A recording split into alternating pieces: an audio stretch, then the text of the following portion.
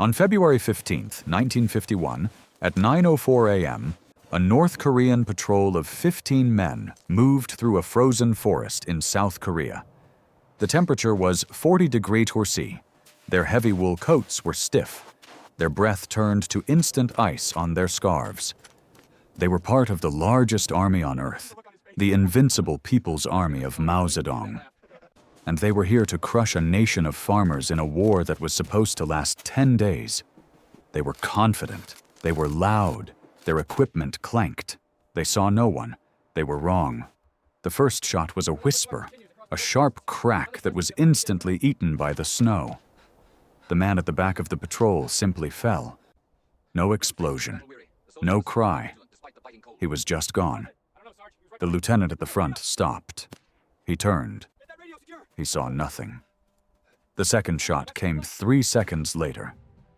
The lieutenant's eyes snapped forward just as his radio man, 200 meters ahead, crumpled. This time the lieutenant thought he heard the bullet. A faint hiss just before the impact. Panic.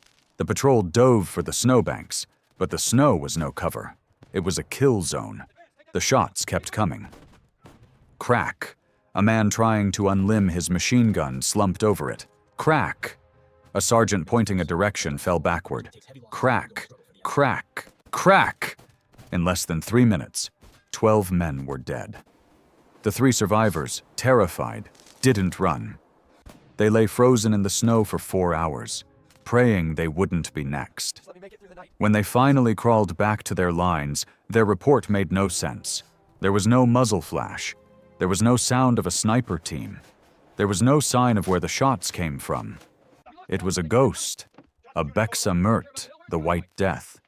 What those soldiers didn't know, what the entire People's Army Command was about to learn, was that this ghost was not a supernatural entity. It was a 33-year-old farmer. A man so unassuming, so quiet. He was barely 5'3" in tall. A man who had just declared a one-man war against an entire empire. And he was doing it with a trick so simple, so counterintuitive, it would change the rules of modern warfare. This is the story of Zhang Tao, and the simple, forgotten modifications that made him the deadliest sniper in human history. To understand how a single farmer could terrorize an army, you first have to understand the war. It was a war that should have been impossible. A true David versus Goliath. In October 1950, Mao Zedong looked at his neighbor South Korea and made his demands. He wanted their land, their islands, their military bases. He saw South Korea as a buffer zone, a speed bump against a future American invasion. The South Koreans, led by General Paik Sun-yup, refused. Mao was enraged. On October 25, 1950, after staging a false flag operation known as the Shelling of Hagaruri, the People's Republic of China invaded. The numbers were not just a mismatch, they were a joke. The People's Army poured over the border with 1 million soldiers. The South Koreans, they had 300,000 men, mostly part-time militia. The Chinese brought 6,000 tanks. The South Koreans had 32. The Chinese commanded 3,000 aircraft. The South Koreans had 114. The world watched in pity. Time magazine wrote that South Korea was doomed. The People's Army's own doctrine, deep battle, was built on overwhelming force. Political commissars told the troops they would be in Seoul, the South Korean capital, in 2 weeks. They packed their dress uniforms for the victory parade. But they had made the same mistake every invader makes.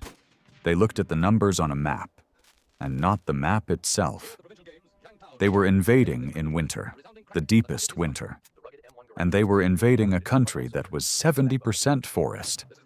The South Koreans had a word for their national spirit. Han, a kind of stubborn, courageous grit, a cold determination. They knew they couldn't win a conventional war. They couldn't stop the People's Army, so they wouldn't fight a conventional war. They would not meet the Chinese tank for tank. They would let the tanks come, channel them onto frozen lakes, and then smash the ice with artillery. They would let the massive divisions crawl down the few narrow forest roads, and then they would cut them off. South Korean ski troops dressed in white, silent, invisible, would appear from the trees, destroy the field kitchens, kill the officers, and vanish. They called this Mati tactics. They would chop the long Mileong Chinese columns into smaller, digestible pockets, and then they would let the cold do the real work. The cold was the South Koreans' greatest ally. 40-degree engines froze. Tank grease turned to concrete. Chinese soldiers in their inadequate green-brown uniforms stood out like black dots on white paper. They froze to death by the thousands, often standing up, their rifles frozen to their hands. This was the nightmare the People's Army had walked into. And in the middle of this nightmare on the front line at the Chosin Reservoir was a small, quiet farmer. Zhang Tao was not a career soldier. He was from a town called Rason near the new border. He was a farmer and a prize-winning marksman in the local civil guard. When the war started, he was 33 years old. He was assigned to the 34th Infantry Regiment. He looked at the Chinese invaders pouring into his homeland, and he felt that Han. But he also had a skill. He wasn't just a good shot. He understood the science of shooting in the cold. He understood it better than the engineers who wrote the manuals. When he was issued his rifle, it was a Korean M1 Garand, a variant of the old American M1 Garand. It was reliable. It was accurate. And it had standard iron sights. His commanding officer offered him a new rifle, one with a state-of-the-art Soviet PE-4 scope. Scopes were the future. They let you see the enemy up close. They magnified the target. Every sniper in the People's Army, the Soviet Army, the American Army, they all wanted a scope. Zhang Tao refused it. This was his first illegal modification, his first break from doctrine. To his superiors, it looked like madness. To Zhang, it was simple logic. This was his piano wire tensioner. The problem wasn't the rifle. The problem was the cold. Zhang knew three things that the military sniper schools had not yet learned. First, a scope glints. The glass lens, even if shaded, would catch the low winter sun, a tiny flash of light visible from 500 meters away in this white frozen hell. A single glint meant death. The iron sights of his M1 Garand, just black metal. No glint, no death. Second, a scope fogs. The extreme cold combined with the warmth of a human eye pressed against it would create an instant opaque fog on the lens. You would raise your rifle, see only white, and have to wipe it, by which time the target was gone. Or worse, the target had seen you. Third, a scope forces you to lift your head. To get a proper sight picture, a sniper had to raise his head higher off the ground than a man using iron sights a few extra inches in a flat, snow-covered field. Those few inches were the difference between being a hunter and being a target. Zhang kept his iron sights. He knew his kill zone was between 150 and 400 milliliters. He didn't need magnification. He had been shooting pine cones and fox ears on his farm his whole life. He just needed reliability, but that was only his first trick. The others were even simpler and even more brilliant. The People's Army was learning.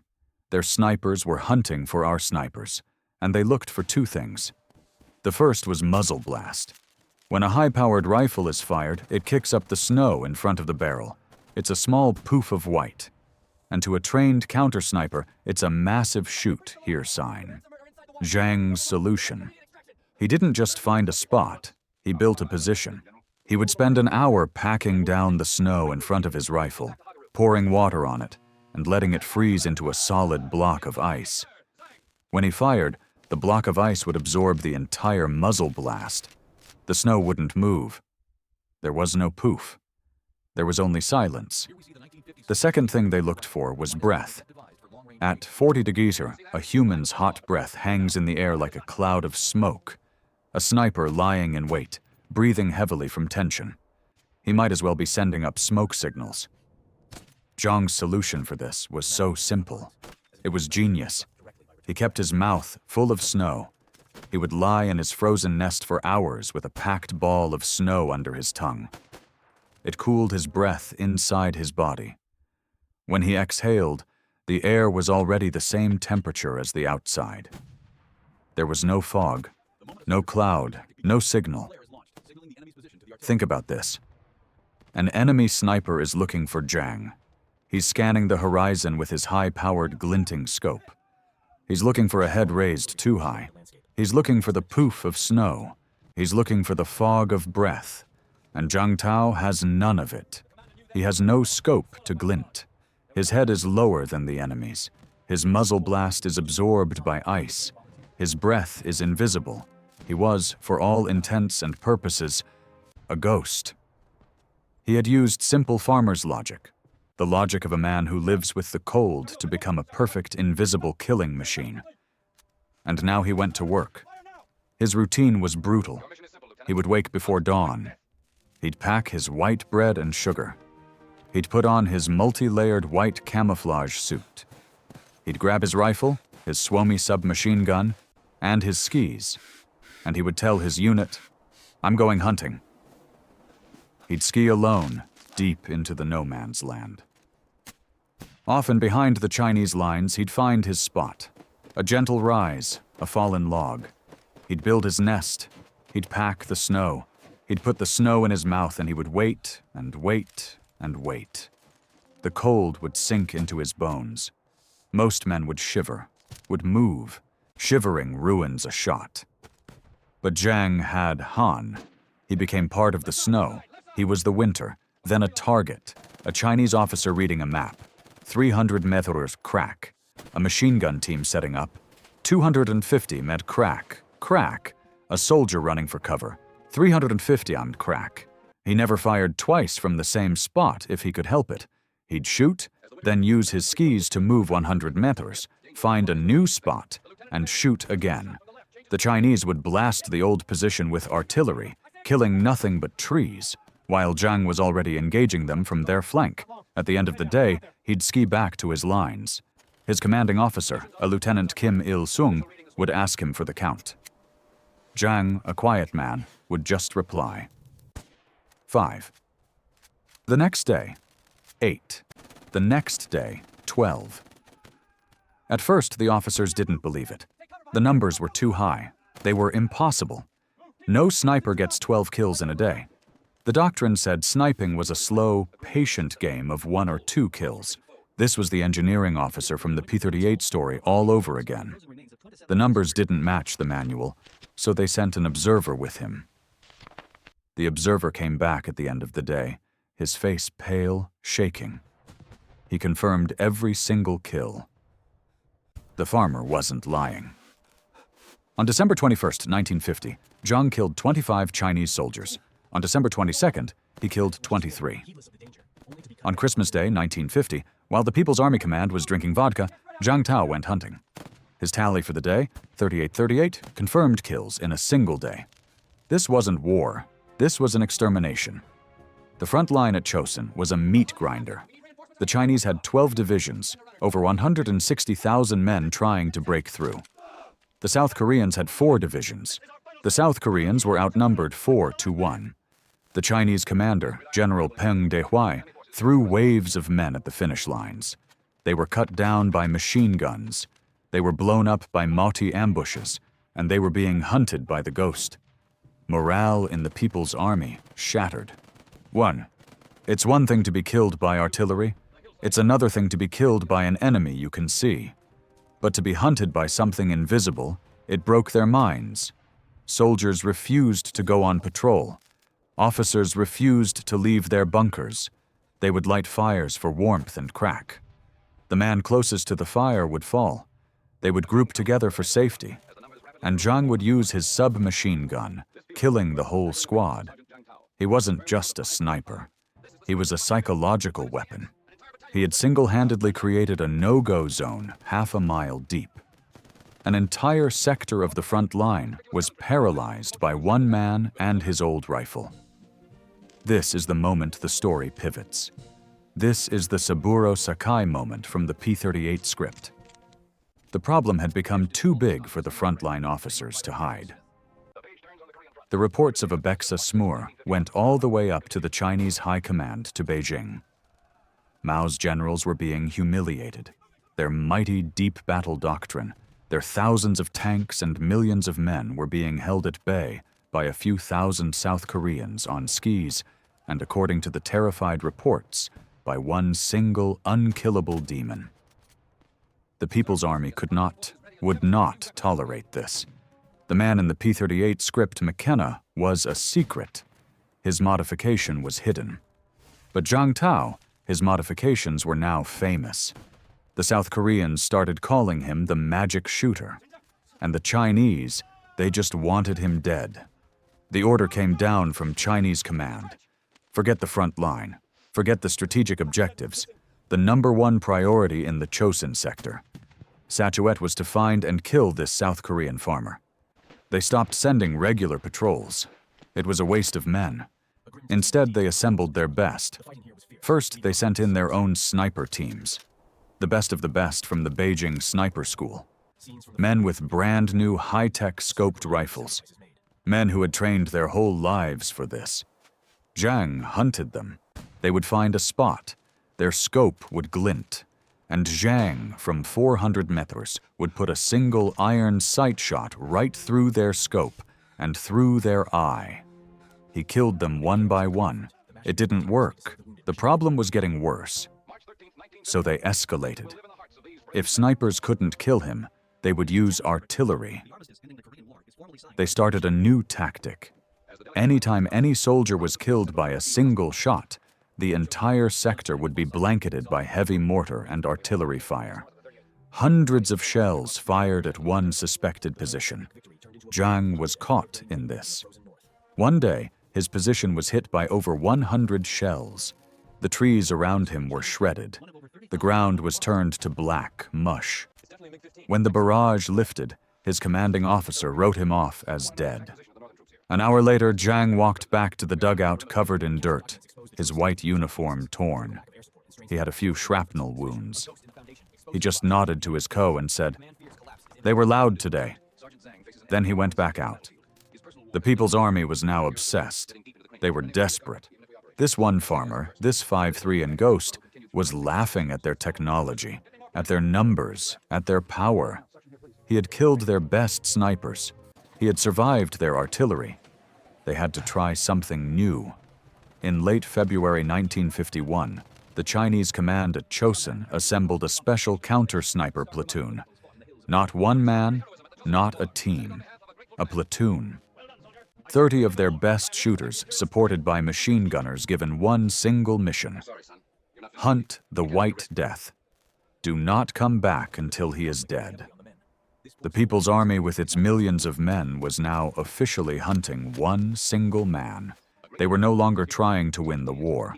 They were trying to win this battle. The hunters had become the hunted. A platoon of elite Chinese killers moved into the forest looking for one farmer. What they didn't know was that they weren't hunting a man. They were hunting a ghost. And this ghost was about to hunt them back. The platoon moved into the forest just after dawn. 30 of the People's Army's best, supported by Degtyaryov machine guns. They were hunters given a single target. They moved in tactical formation, scanning the trees, their new SVT-40 scoped rifles glinting in the weak sun. They were looking for a man. Zhang was looking for targets. He wasn't in the trees. He was buried in a snowdrift 400 meters from their path, his old M1 Garand resting on a block of ice. He had been waiting for them for 6 hours. He watched them come.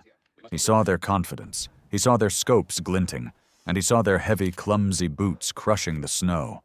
They were loud. Zhang waited. He let the first 10 men pass. He let the machine gun team pass.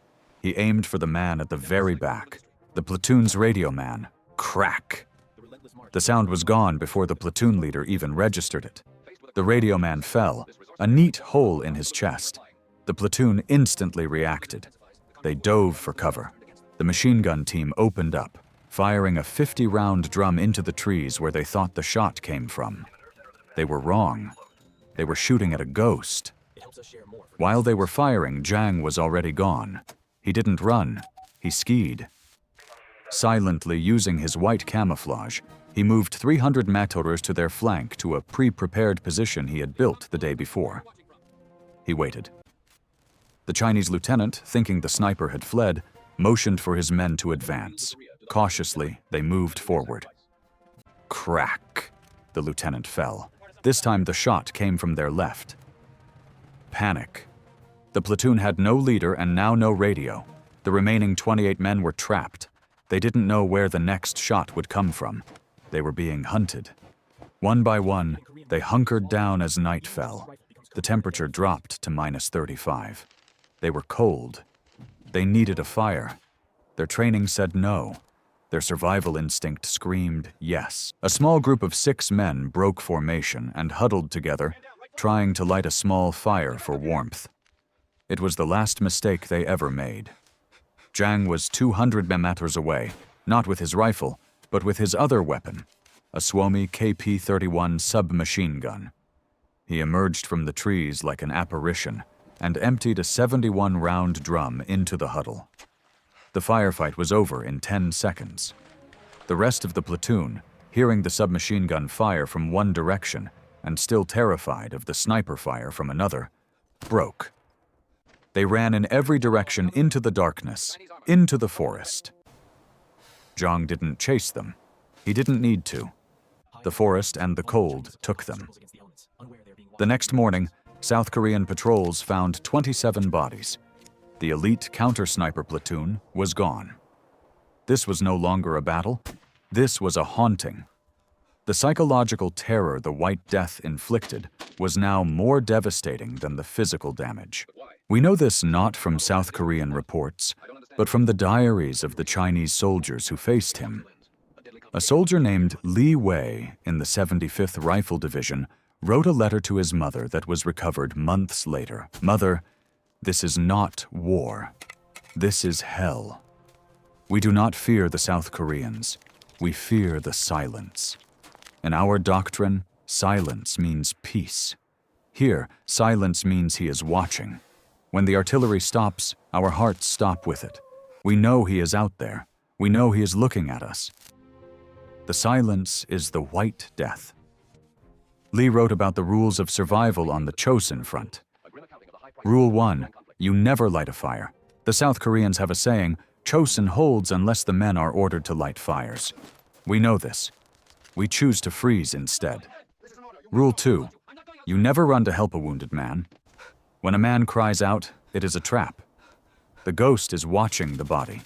He is waiting for the medic. He is waiting for a friend. We leave our friends to die, or we die with them. Rule 3, you never group up, but you never walk alone. Both are death. Mother, I am not afraid of dying. I am afraid of waiting to die. This was the ripple effect of Zhang's small tricks. His refusal of a glinting scope, his ice block to hide his muzzle blast, his mouthful of snow to hide his breath. These weren't just tactics. They were psychological torture. He had systematically removed every sign that a human being was hunting them. He had become an invisible elemental force of the winter itself. He was the cold. He was the silence. He was the White Death. The Chinese command was now in a state of total panic. Their elite snipers had failed. Their counter-sniper platoon had been annihilated. Their artillery barrages had failed. Their frontline soldiers were on the verge of mass mutiny. The entire Chosin front, a vital strategic objective, was being held at a standstill, not by the South Korean army, but by the legend of one single farmer. Mao's generals had one last desperate option. If you cannot kill the man with precision, you kill everything with brute force. The order was given, grid square removal. The People's Army was no longer aiming at anything. They were going to systematically erase the entire forest, 1 square kilometer at a time. They brought in their heaviest guns, 100mm howitzers, heavy mortars. They stopped waiting for a South Korean attack. They just fired all day, all night. They turned the pristine white forests of Chosin into a black, splintered moonscape. The South Koreans called it the Chosin Holocaust, They were firing tens of thousands of shells a day. Zhang Tao kept hunting. The shelling made it harder, but it also made it easier. The sound of the constant explosions masked the sound of his own rifle. He moved through the craters, a ghost in a shattered landscape. His tally kept climbing. 200, 300, 400. By early March 1951, in less than 100 days, Zhang Tao's official confirmed sniper kill count was 505. 505 men. That's an entire battalion killed by one man with iron sights. And that number doesn't even include the 200-plus men he killed with his Suomi submachine gun. He was without any doubt the most effective soldier on Earth. The South Korean High Command recognized this. They promoted him from corporal to second lieutenant. It was the single fastest battlefield promotion in South Korea's history. They gave him a custom-made presentation-grade rifle, a Sako M1 Garand engraved with his name. He was a national hero, and the People's Army just wanted him gone. March 6, 1951, the 100th day of the war. The Chinese were launching their final desperate all-out offensive at Chosin. Zhang was in his position as he was every day. But this was not a quiet hunt. This was a full-scale battle. He was firing as fast as he could, reloading, firing again. He had already killed several men that morning. The Chinese knew roughly where he was. They had been pounding his sector all morning with mortars. And in the middle of that chaos, a single Chinese soldier, a counter-sniper, got lucky. We will never know his name. We will never know if he was aiming for Zhang or if it was just a random shot in a massive battle. But this soldier didn't fire a standard bullet. He fired an explosive round. Zhang Tao was lining up his next shot, and a single explosive bullet fired from 300 meters away hit him directly in the face. The impact was catastrophic. Zhang didn't feel pain. He just felt a thump, and then cold. His vision went white. His mouth was suddenly full of hot liquid and broken teeth. He tried to breathe, and he couldn't. The bullet had entered his left cheek and exploded inside his mouth. It shattered his upper and lower jaw, tore off his cheek, and destroyed the entire left side of his face. He fell into the snow unconscious, bleeding out. His fellow soldiers who had been fighting nearby saw him go down. They raced to his position, expecting to find their hero's body. What they found was a nightmare. One soldier said later, "Half his head was missing." They picked up his body. He was not breathing. There was no pulse. The man who had become a legend. The man who had held back an army. The White Death was dead. They dragged his body onto a pile of other fallen South Koreans in the rear. A makeshift morgue. The ghost was finally gone. The war was almost over. The People's Army was finally breaking through. But for Zhang, a new war, a battle inside his own shattered body was just beginning. A soldier passing the pile of bodies saw a leg twitch. He stopped. He looked closer. The man with the missing face was alive. His name was Zhang Tao, and he was not dead. He had been found a full week after being shot. He had woken up on the pile of corpses. His jaw was gone, his cheek was gone, but his hand, his grit, was intact. He was rushed to a field hospital. The war ended just days later on March 13th, 1951. Zhang was unconscious for the peace treaty. He was unconscious when the guns finally fell silent on the Chosin front, a front that, despite the cost, never broke. The Korean War was over. On paper, South Korea had lost. They were forced to sign the armistice agreement. They gave up 11% of their territory, but the People's Army had been humiliated. Mao's 2-week victory parade had turned into a 105-day nightmare. The invincible People's Army, with its millions of men and thousands of tanks, had been fought to a bloody standstill by a nation of farmers on skis. They suffered over 1 million casualties. They lost over 3,500 tanks, and 600 aircraft, and they had been terrorized, paralyzed, and psychologically broken by one man, a 5'3" farmer with an old rifle. This is the real ripple effect. This is the piano wire that changed the entire war because Mao Zedong wasn't the only one watching. In Washington, Harry Truman watched the People's Army's pathetic failure in Korea. He saw an army that was poorly led, poorly equipped, and terrified of a few ghosts in the snow. The terror that Jiang Tao had inflicted, the small trick of using iron sights and snow, had helped convince Truman that the communist forces were a rotten structure that would collapse with one hard kick. A year later, Truman launched escalated support for anti-communist forces, the invasion of North Korea. Many historians argue that if the People's Army had not looked so weak in Korea, if men like Jiang Tao had not exposed their every flaw, Truman might never have dared to invade. The 505 men Jiang killed were just the beginning.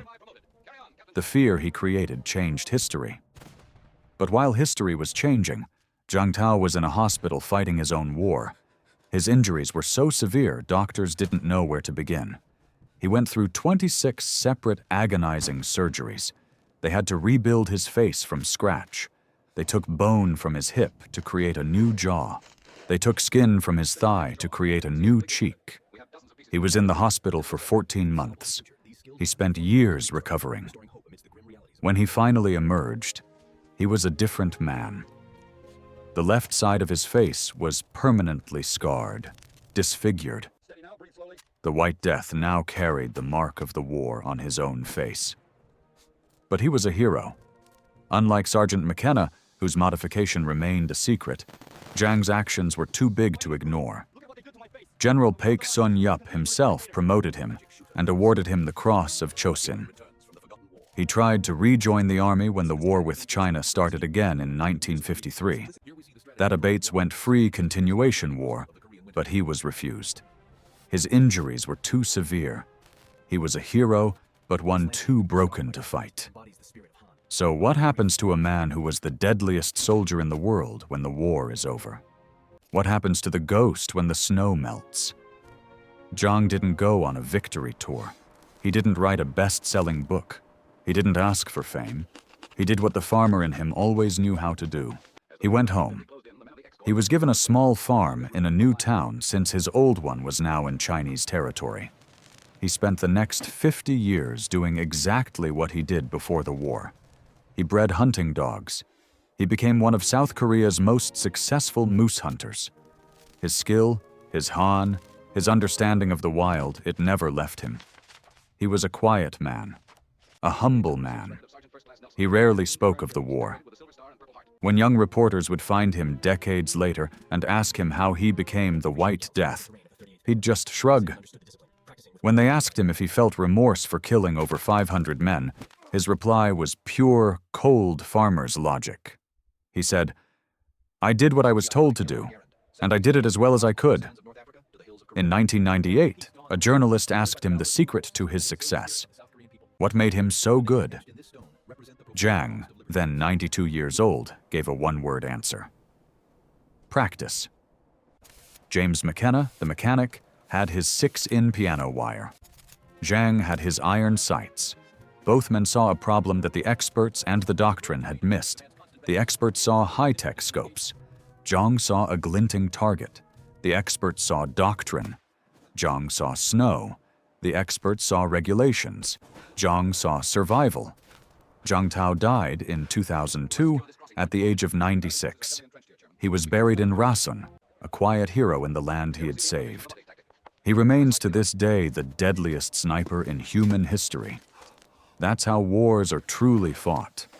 Not always by grand strategies or massive armies, but by the quiet hane of individuals, by a mechanic in New Guinea who breaks the rules, and by a farmer in South Korea who uses the cold itself as a weapon. If you found this story as compelling as we did, please take a moment to like this video.